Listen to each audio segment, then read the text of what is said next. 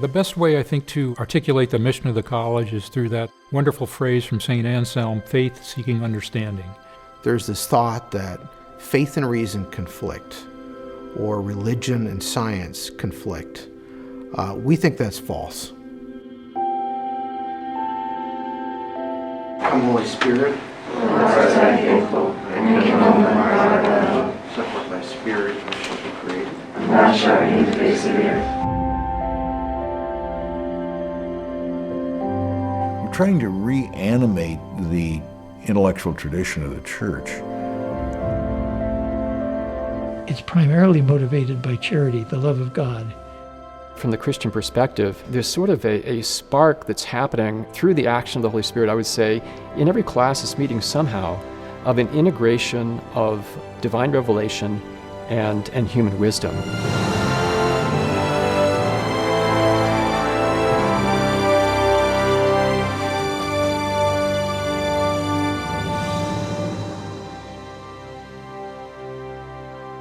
We all know more than we realize we know.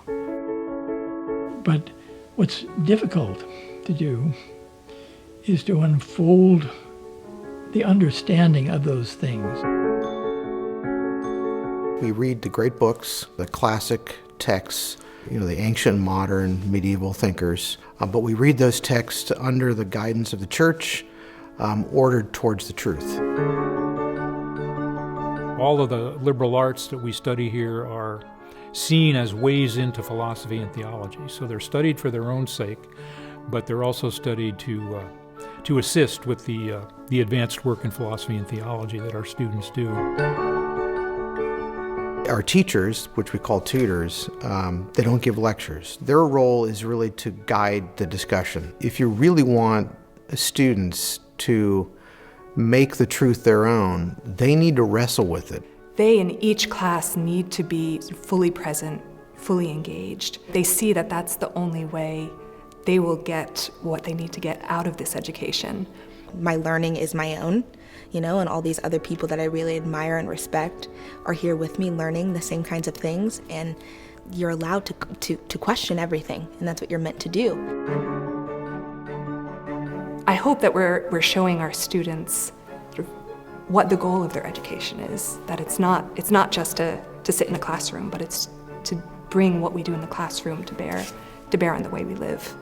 I think imbued with that spirit, they go into the world and really, I think, are doing wonderful things for their fellow citizens, for their communities, and for the church.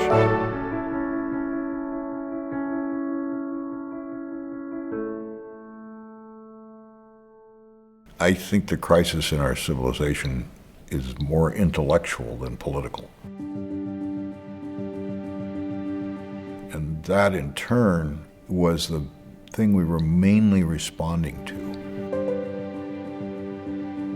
We thought that rather than respond by trying to reinstitute the Catholic College of the 1950s, we would try to found a school based on a much more radical view of Catholic liberal education.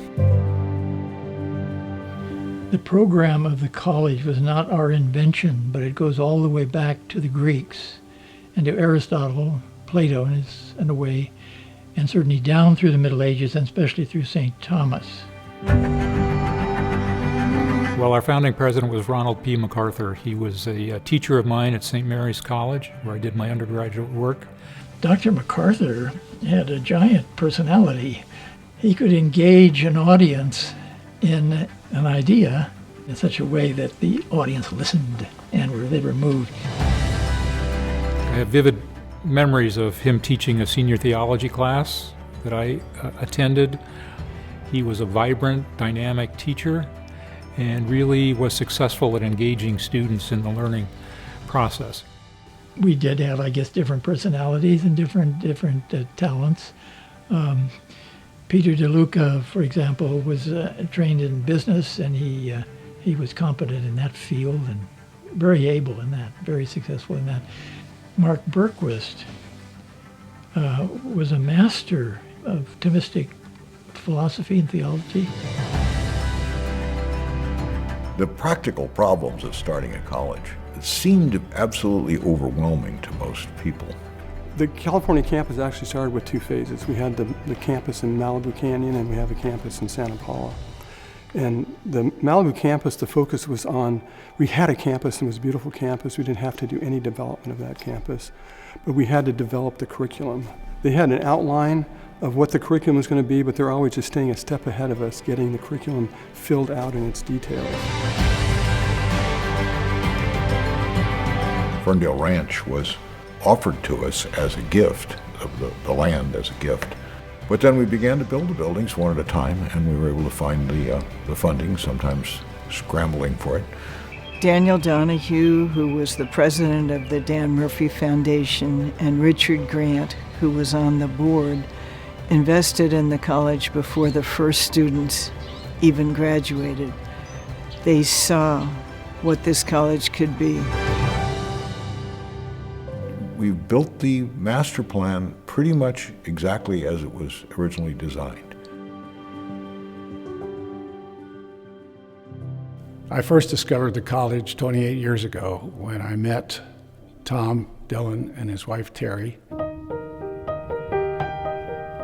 We became fast friends, and my admiration for Tom, my respect for him, everything he did was for the college. And I can't even imagine the college getting going without someone like Tom. That's what he did for 18 years, and he gave every single bit of energy, intellect that he had to bringing the college forward. I think the interesting thing with Mike is his management style was totally different than Tom's. Mike was a delegator and has done a wonderful job of lifting other people in the organization to much more responsibility. I don't think anybody realized how good he was going to be at his job. I thought we needed more new blood and energy, and of course Scott Tarici came in and he has been outstanding. The 7 years has been a very exciting time at TAC. There's been challenges like fighting the HHS mandate, which was a big issue that we successfully overcame. Challenges like the Thomas Fire that almost engulfed the Santa Paula campus.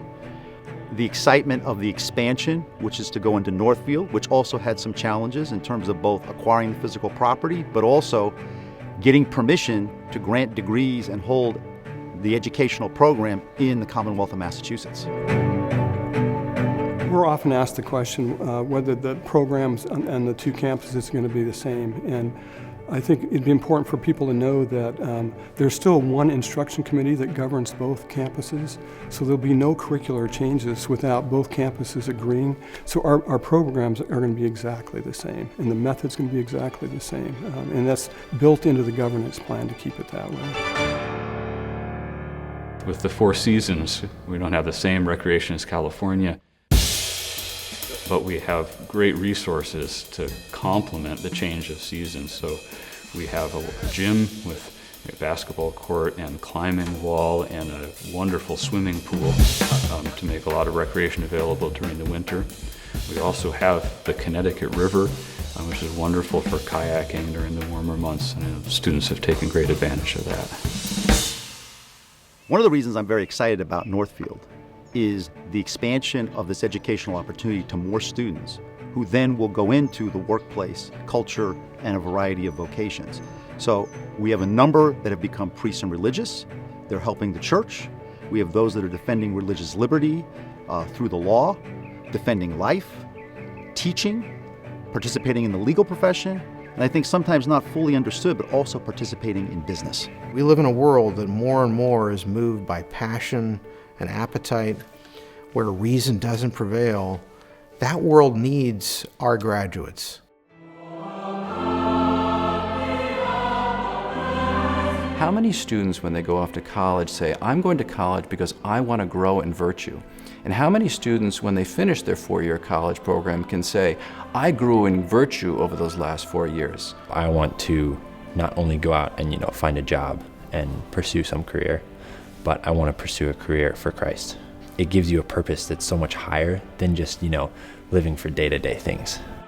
As we celebrate the 50th anniversary of Thomas Aquinas College, I want to take the opportunity to thank all of the parents and students, our graduates, our faculty and staff, benefactors and board members who over 50 years have ensured the success and well-being of Thomas Aquinas College.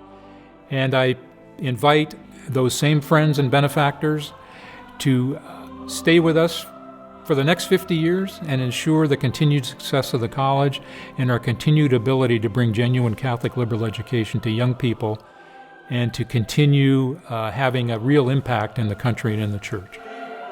Thomas Aquinas College, through its graduates, is helping to renew the face of the earth.